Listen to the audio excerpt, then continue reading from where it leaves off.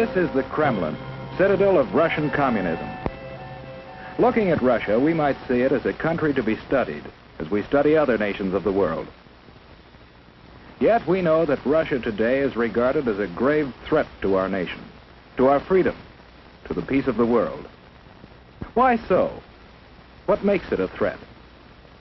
Looking closer, we see a clue. Public display of giant portraits of communist leaders. These leaders, by their actions, have caused the world to stand guard. Here, in Russia, you see the reason why so many nations are building up their defenses. Here, in Russia, you see the reason why we are spending billions of dollars in defense production, why your family is paying the highest taxes in our history. The leaders of Russia tell us their only concern is the defense of their own nation. Is this so? Or are they ambitious for world conquest? Question. A question of communism. Ever hear of Karl Marx? In his mind, communism was born more than 100 years ago.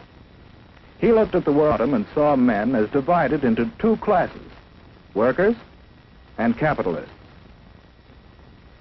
In the Communist Manifesto, he called upon the workers, the proletarians, to rise up and overthrow their capitalistic masters.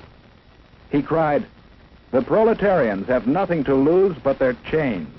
They have a world to win. Working men of all countries, unite." This was the promise and the challenge of communism. In Russia, the Tsar was the government. To support the wealthy aristocracy, millions of peasants toiled in virtual slavery. The Cossacks, dreaded police of the Tsar, enforced tyrannical laws. Here was fertile ground for the ideas of communism. For here, indeed, the people had nothing to lose but their chains, the chains of the imperial government. In 1914, the Tsar sent his troops into the war that swept Europe. For more than 2 years they fought. While at home, people suffered from shortages, brought about the despotism and corruption of the imperial government. The people grew rebellious. Only a strong army could sustain the Tsar in power. But revolution was preached on the battlefield, too, to an army broken with corruption. Inevitably, the Russian army surrendered. And with the defeated army returning under the banners of revolution, the imperial government fell and revolution reigned. The chains were broken, and in violence was born the government of the proletarians. But a government needs leaders. Ever hear of Nikolai Lenin? He was the first leader of communist Russia. Leon Trotsky was another. Lenin lived but a few years, and out of the vicious struggle for power that followed his death, Joseph Stalin emerged as undisputed leader. Here was a new face, but in the background was an old one, Karl Marx. He established the ultimate aim of communism as world revolution. And the rulers of communist Russia, while firmly establishing their authority at home, created an international organization to stir up revolution throughout the world. Communism was on the march. Stalin was in the Kremlin. But what of the people? The proletarians who had fought to win a new world. Their new world might look promising, but although the land had been taken away from the capitalists, the workers didn't get it. Under communism, virtually everything belongs to the state. The individual has little right to own property or to plan his own life. He's told where to work with his employer. Little freedom to leave his job or seek a better one.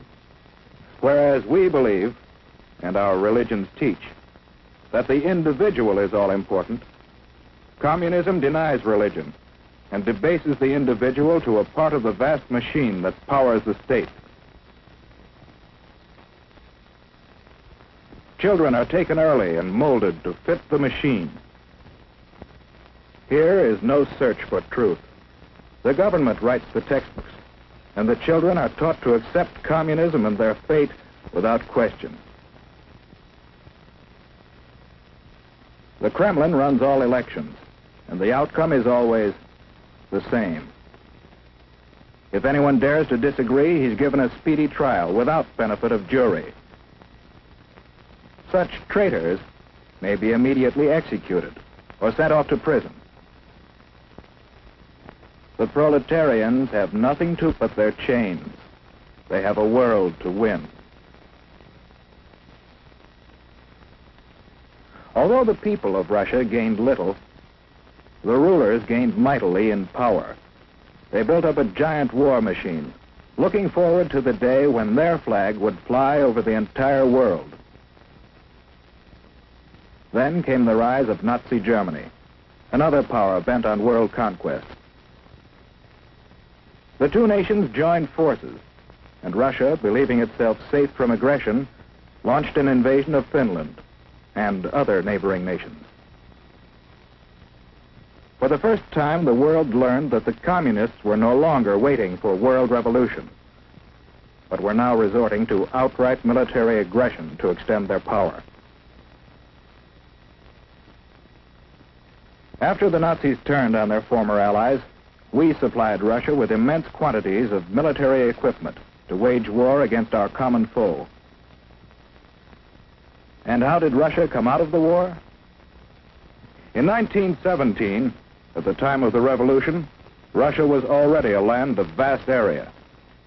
Soon after the end of World War II, Russia had occupied many new territories, bringing additional millions of people under communist control, and serving notice that Soviet Russia was now a world power to be reckoned with.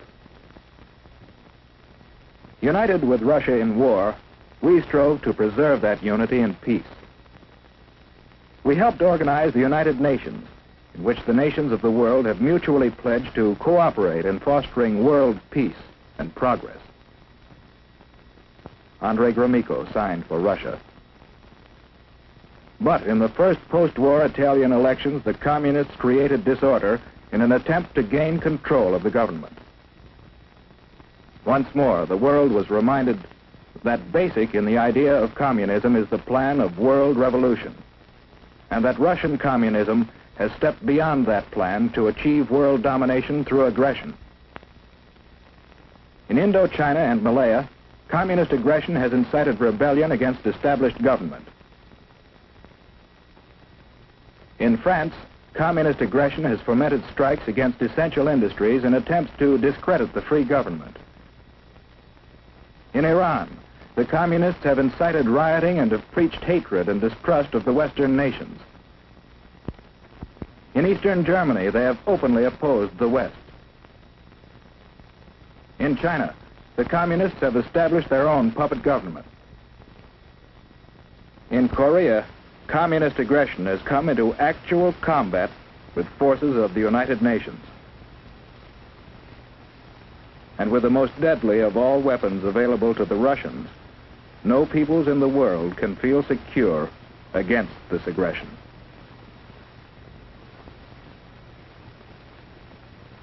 How are we meeting this challenge? Yes, one way is by helping the free world fight starvation and poverty and suffering, conditions that pave the way for communist infiltration. We are also supplying equipment for the free nations to develop their own resources and raise their living standards. Another way we are meeting the challenge is by military alliance with some of the other free nations for mutual aid in opposing direct communist aggression. And we are building up our own military defense. But do these preparations mean that we have abandoned hope for peace? No. In the United Nations, we are continually seeking a workable plan for living in peace with communist Russia. We want peace, but we do not want this. We believe in freedom. Freedom, born of the conviction that every person is a child of God and is therefore of supreme worth. For these people, for ourselves, for everyone. We want freedom, not tyranny.